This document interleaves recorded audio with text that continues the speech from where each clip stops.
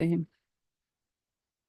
أعوذ بالله من الشيطان الرجيم بسم الله الرحمن الرحيم ربي اشرح لي صدري ويسر لي أمري واحلل عقدة من لساني يفقه قولي ربنا زدنا علما اللهم فقهنا في الدين آمين या रब्बल आलमीन। आगाज होता है रुकू नंबर 3 का। सूरह अल अनकबूत है और पारा नंबर 21 है। अल्लाह ताला इरशाद फरमाते हैं वमा हादिहिल हयातुद दुनिया, ये जो दुनिया की जिंदगी है सिवाय खेल और तमाशे के कुछ नहीं है। व इन दार आखिरता, और बेशक ये जो आखिरत का घर है, लाहियल हयावानु लौ कानु यअलमून।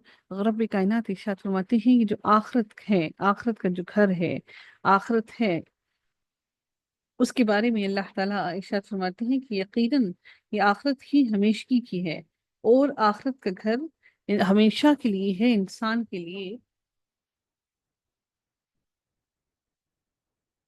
और काश कि तुम जानते होते कि आखिरत की जिंदगी हमेशगी की है और तुम दुनिया के अंदर, दुनिया की जिंदगी के अंदर इस तरह से बेपरवाह होकर मगन न रहते, बल्कि तुम अपनी आखिरत के लिए भी जरूर जरूर कोशिश करते। जिस तरह दुनिया के अंदर तुम्हें फिक्र लाहक है, तुम आखिरत की फिक्र भी ऐसे ही यकीनन करते। फिर रब्बी कायनात इरशाद फरमाते हैं फाइदा रकीब और रकीबू फिल फुल्की दाअुल्लाह मुखलिसीन लहुद्दीन, कि जब ये लोग कश्ती के अंदर सवार होते हैं तो जब उनको खुशकी कहीं पर भी दिखाई नहीं देती तो खौफजदा हो जाते हैं कि कहीं ऐसा ना हो कि ये समंदर की पानी की मौजें उनको कहीं बहा कर न ले जाएं, उनको डिपो ही ना दे पानी के अंदर। उस लम्हे वो अल्लाह ताला को पूरा का पूरा खालिस होकर अल्लाह ही को पुकारते हैं और अल्लाह ताला को की तरफ रुजू करते हैं, अल्लाह से ही मांगते हैं। और फिर रब कायनात फरमाते हैं कि फलम नज्जाहुम इलल बर्रि, और जैसे ही हम उनको निजा देते हैं उस तमाम तूफान से, उन मौजों से, और हम उनको खुशकी की तरफ वापस लौटा लाते हैं, तो इज़ा हुम युशरिकून, वो फौरन ही वापस उन्हीं अपने शिर्क के कामों में मुब्तला हो जाते हैं जिन वो पहले मुलव्विस थे। वो अल्लाह ताला की ज़ात के साथ शरीक ठहराने लगते हैं। हालांकि जब वो मौत को अपने करीब पाते हैं तो सिर्फ और सिर्फ सारी चीज़ें छोड़कर खालिस होकर अल्लाह को पुकारते हैं। फिर रब कायनात इरशाद फरमाते हैं लियकफुरू बिमा आतैनाहुम, फिर अल्लाह ताला फरमाते हैं लियकफुरू बिमा आतैनाहुम वलियमत्तऊ फसौफ यअलमून। अल्लाह ताला फरमाते हैं बस बस उन इन्हीं लोगों के बारे में। अच्छा, इसके बारे में मुशरिकीन इस बारे में इस बारे में यहाँ पर जो फरमाया गया है कि हजरत अकरमा हजरत अकरमा रजी अल्लाह ताला अन जो है वो उनके बारे में कहा गया कि जिस ये उन्होंने जब इस्लाम को कबूल किया था तो इन्हें कबूल इस्लाम की तौफीक इन्हें जब हासिल हो गई तो इनके मुतालिक आता है कि फतह मक्का के बाद ये मक्का से फरार हो गए थे ताकि नबी करीम सल्लल्लाहु अलैहि वसल्लम की गिरफ्त से बच जाएं। ये हबशा जाने के लिए कश्ती में बैठे और कश्ती गिरदाव में फंस गई। तो कश्ती में सवार लोगों ने एक दूसरे से कहा कि पूरे खलूस से अल्लाह ताला से दुआएं करो, इसलिए कि यहाँ इसके अलावा कोई भी निजात देने वाला नहीं।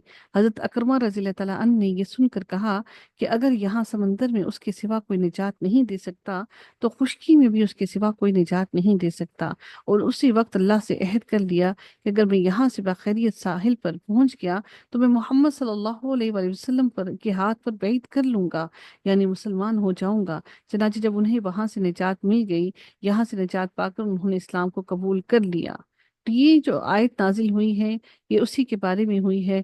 और सिर्फ उस वक्त हजरत अकरमा जो है उन्होंने जैसे ही वहां से निजात पाई उस पानी की मौजों से, जब अल्लाह ताला ने उनको बचा कर ले आया तो उन्होंने वापस खुशकी पर आते साथ ही उन्होंने इस्लाम को कबूल कर लिया। तो अल्लाह ताला अगली आयत में इरशाद फरमाते हैं कि ताकि हमारी दी हुई नेमतों से मुकरते रहें और बरतते रहें, अभी अभी पता चल जाएगा, ताकि ये मुकर जाएं। अब यहाँ पर क्या क्या बताया गया है, यहाँ यानी निजात के बाद उनका शिर्क करना, ये इस वजह से है कि वो कुफरान नेमत, अल्लाह ताला की नेमतों का कुफ्र करते हैं करें और दुनिया की लज्जतों से फ़ायदा उठाते रहें और दुनिया की लज्जतों में मगन रहें। क्योंकि अगर वो ये नाशुक्री ना करते तो इखलास पर कायम रहते और सिर्फ अल्लाह ताला को ही हमेशा वाहिद जानते और वाहिद जानकर अल्लाह को पुकारते। और यहाँ पर उसी के बारे में फरमाया गया है कि लेकिन उसके बावजूद भी ये लोग दोबारा दोबारा शिर्क में मुब्तला हो गए। अल्लाह ताला फिर मजीद इरशाद फरमाते हैं अवलम यरो, أنا جعلنا حرما آمنا ويتخطف الناس من حولهم أفبالباطل يؤمنون وبنعمة الله يكفرون. اللہ تعالیٰ مزید ارشاد فرماتے ہیں انہی لوگوں کے بارے میں جو کہ سمندر کی موجوں کے اندر اللہ تعالیٰ کو پکارتے ہیں اور واپس آ کر باہر آ کر شرک کرنے لگتے ہیں، تو اللہ تعالیٰ فرماتے ہیں کہ کیا یہ نہیں دیکھتے کہ ہم نے حرم کو باامن بنا دیا، یعنی کہ حرم وہ علاقہ جہاں پر امن نہیں تھا، اللہ تعالیٰ نے فرمایا کہ ہم نے اس حرم کو امن والا علاقہ بنا دیا۔ کیا یہ لوگ نہیں دیکھتے کہ ہم نے کس طرح سے اس علاقے کو، حرم کو امن والا علاقہ بنا دیا اور باامن بنا دیا، حالانکہ ان کے ارد گرد سے لوگ اچک لیے جاتے ہیں۔ اس سے مراد کیا ہے؟ اس کے ارد گرد کے لوگ اچک لیے جاتے ہیں، یعنی اللہ تعالیٰ اس احسان کا تذکرہ کر رہے ہیں جو اہل مکہ پر اس نے کیا۔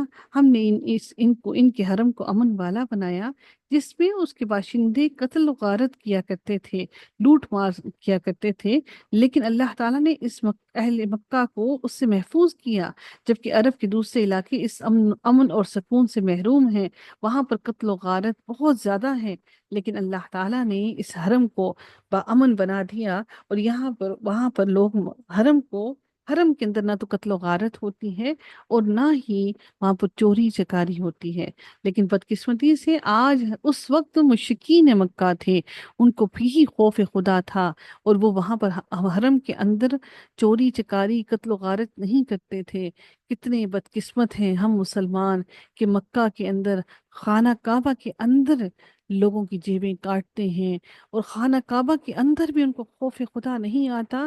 باہر تو پھر چلو ان کا ایمان کمزور ہے، لیکن خانہ کعبہ کے اندر لوگ ایک دوسرے کی جیبیں کاٹ لیتے ہیں، چوری چکاری کرتے ہیں۔ کیا ہم مسلمانوں کے دل دہلتے نہیں کہ وہ مشرک بھی اللہ سے ڈرتے تھے اور وہ خانہ کعبہ کے اندر ایسی کام نہیں کرتے تھے؟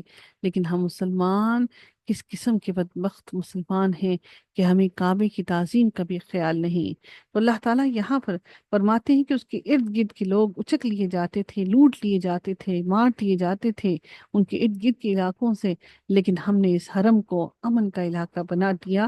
کیا یہ باطل پر تو یقین رکھتے ہیں اور اللہ تعالیٰ کی نعمتوں کی ناشکری کرتے ہیں؟ یعنی کیا ان کا نعمت کا شکر یہی ہے کہ اللہ تعالیٰ کے ساتھ شریک ٹھہرائیں اور جھوٹے معبودوں کی پرستش کریں، ان کی عبادتیں کریں؟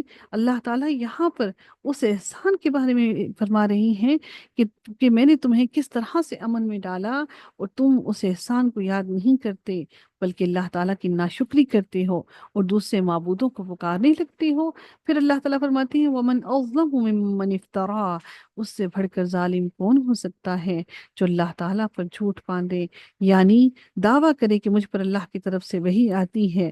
ایسا حالانکہ ہو نہیں سکتا کہ اللہ تعالیٰ نے ان پر وحی اتاری جو اللہ تعالیٰ نے نبی کریم صلی اللہ علیہ وآلہ وسلم پر اتاری ہے، بلکہ یہ افطرا گھڑتے ہیں، بہتان گھڑتے ہیں، اللہ تعالیٰ پر جھوٹ کر رہے ہیں۔ اللہ تعالیٰ فرماتے ہیں انہی لوگوں کے بارے میں او کذب بالحق لما جاءہ، پھر اللہ تعالیٰ فرماتے ہیں کہ یا جب حق اس کے پاس آ جائے وہ اسے جھٹلائے۔ کیا ایسے کافروں کا ٹھکانہ جہنم میں نہ ہوگا؟